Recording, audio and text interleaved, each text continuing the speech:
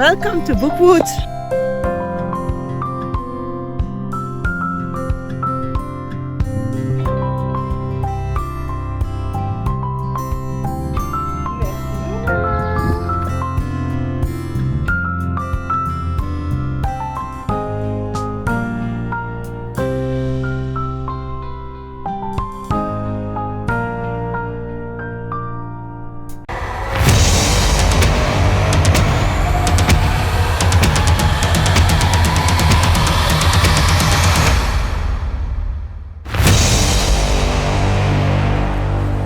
Hi, I'm glad you chose to spend some time with me.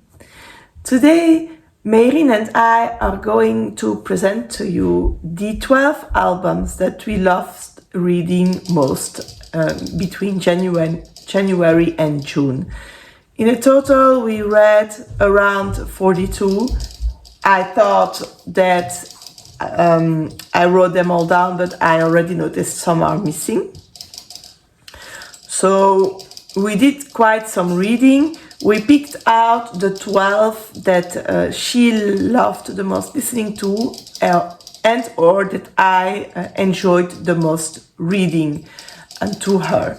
There are two that we couldn't have on hold by the library. Some other child is enjoying them, and the first one of those is Une nuit à Insect Hotel by Claire Schwartz. This book is not translated to English. It is about a family of bugs that is traveling and that for the night stays over at an hotel. And it is said that one of the corridors of it is haunted. The little girl of this family feels a little bit cramped in her room with her parents, and so she goes to explore the hotel to find a place to read. And she will encounter this ghost or monster that is roaming down the corridor. She will discover that it is a very friendly one. And what I liked about it is, first of all, the art and the originality of it. The different insects really represent a lot of things. And I also love the element of not being afraid and finding our own place in the world. So, Meyrine, will you give me a first book? So, this first book is called Moi, j'ai peur du loup. It's by Emilie Vast, and it has been translated from French to English. And it is called Can I Tell You a Secret? It's very original, being on black paper, and they are using a description of a wolf, and every time another animal can be depicted by this, and this animal is nothing to be afraid of. I loved this is the wolf at the end.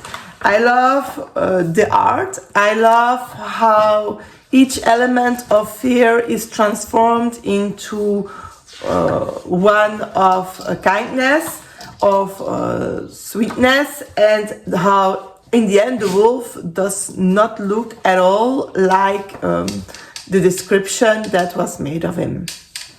Mary? Deuxième. Ah oui.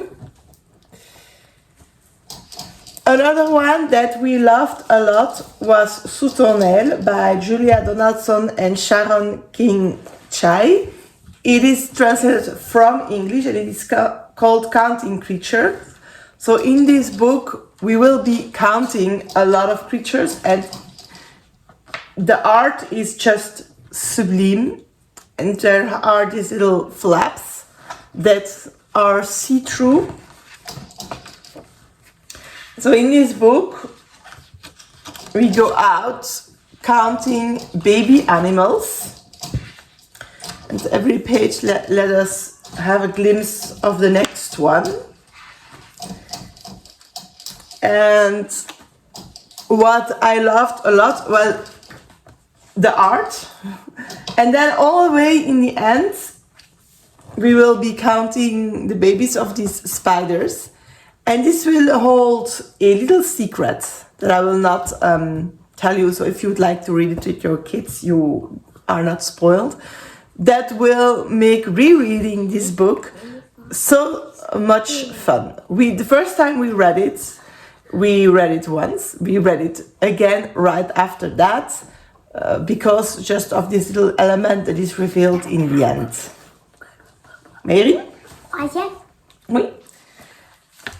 This one is called Moi Bizarre by Aurélia, I think Moynot. This one has not been translated, so it's French only. And it's one that I picked out because of the chameleon. It's an animal that I like a lot. And we are meeting this chameleon that is met by this cat, and that is called a strange animal because of the way he looks and his changing of colors.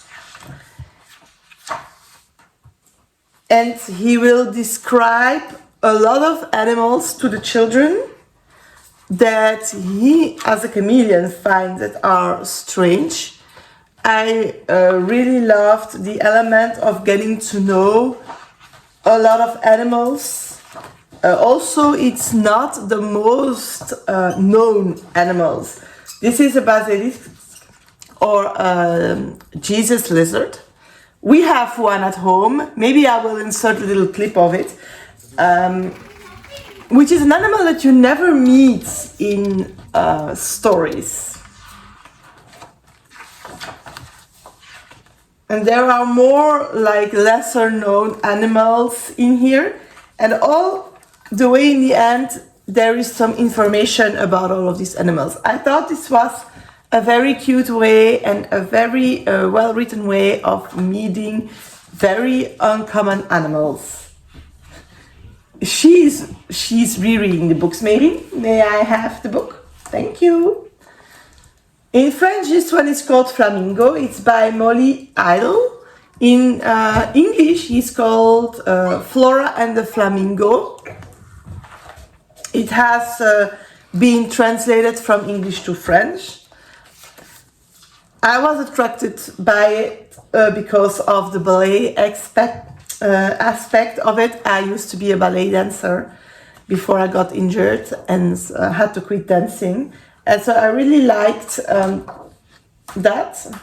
Meyrine was attracted to the pink. What I thought was really nice about this book is the little flaps in it. And it really does invite children to move. So this is a little girl, Flora, that meets a flamingo. She looks quite like it, and she's reproducing its movements. And we also tried doing this at home. And we had lots of fun with that. Maybe? Il me faut tous les livres. Ah ben oui, il me faut tous les livres. Ah, il me faut le titre en anglais aussi. She's complaining that I'm taking away from her all the books. This one is her all-time favorite. In French it is called Savez-vous planter des licornes? It is by Rachel Morisseau and Steven Lenton, and this is also translated from English, and it is called How do you know? No, it's not. It's the wrong title. Meyrine, je cherche le titre en anglais. Où est mon petit papier? No. We lost it. Luckily, it's always inside. So it is called in English How to Grow a Unicorn. And it is quite a magical book. It's about a little girl that spends lots of time with her grandmother, and she wants to gift her a very special gift. And so she goes to this magical plant shop. And we will meet a lot of very strange plants. But she will in the end go with the seeds for unicorns, which is quite logical for little girls. So she will plant them, grow them. But the unicorns will quite be an invasive species of plant. And so they will have to look for a solution to this problem. And I really like the artwork. It is cute, it is magical. And I also like the story about how a good intention can have less desired consequences, and that you can always repair your actions. J'ai fini avant toi. Oh, she says, I was done before you. This one is Olivia, Reine des Princesses, by Ian Falconer. It is translated again from English. It is called Olivia and the Fairy Princesses. And I liked this story a lot because of these little piglets that is not happy at all.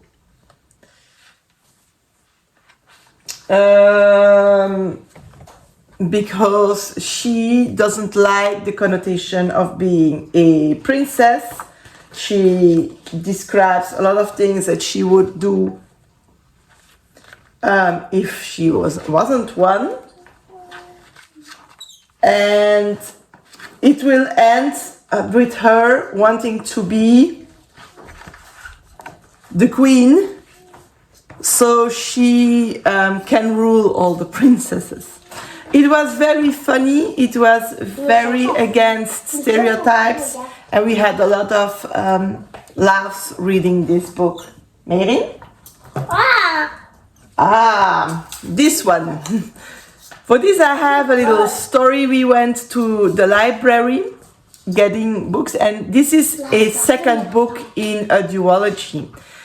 And the first one we got in February, and it is called Zombie in Love, and it is by Kelly DiPucchio and Scott Campbell. It's also translated from English, so in French it's called Un amour de zombie. And when in February she got the first one of this duology, she went like, ugh, zombies, no. But the book was very sweet and she loved it a lot. And then one day, going with me to the library, she came running to me, screaming, "Mommy, Mommy, I found the second installment in the series." So there is only two of them. This one is the second one, in which a couple of zombies have a baby, and they are they adopt him. And they are quite unsettled by caring for him. And of course, in the end, everything turns out well. This is a very cute series that we enjoyed a lot reading. Encore fini à temps. Yes, you were done in time. The next one is Une fois encore. Maybe you saw us reading this one in a vlog. In English it's called Again, and it is written by Emilie Gravett. It is about a little dragon that doesn't want to go to sleep. And so he asks for a bedtime story that is read to him, and then he wants it again. And every time the story changes a little bit, it reflects the parents that do not read the entire story at that time. They just make up some text to be done earlier. And every time our little dragon becomes closer to the dragon in the story, and he will end by burning a hole through the book. It was very funny to read. We had a good time doing the voices, and we think most people would really enjoy reading this book. Alors, Nathan. The last one that we can show is also a book about dragons. It is called Je suis un dragon or I am a dragon. It was translated from English to French. It is by Sabina Hahn, if I pronounce it well. And we will meet a family of frogs and this little creature here.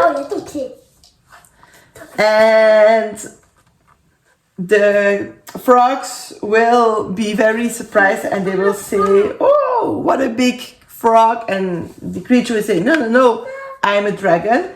And we will every time have it evolving, the frogs having arguments why this creature cannot be a dragon, and the creature saying, well, I am a dragon.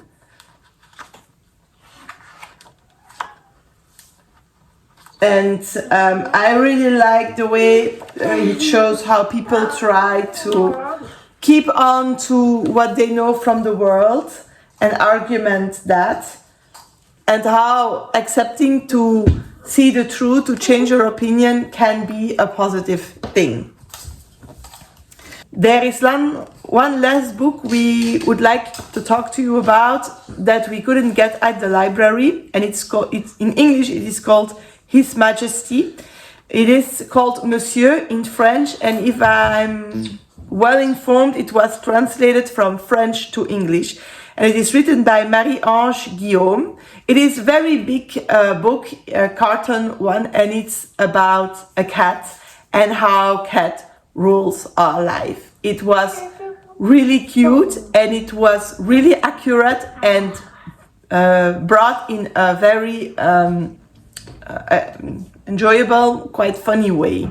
We enjoyed all our reads. We also enjoyed the others, but this one were the most beautiful, the most funny, the ones that captivated my probably ADHD daughter the most.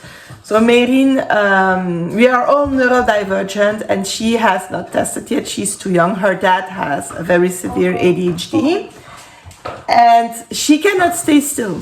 So if a book catches her attention, it is always a good thing, because for many books she just cannot stay seated, but for all these ones she did.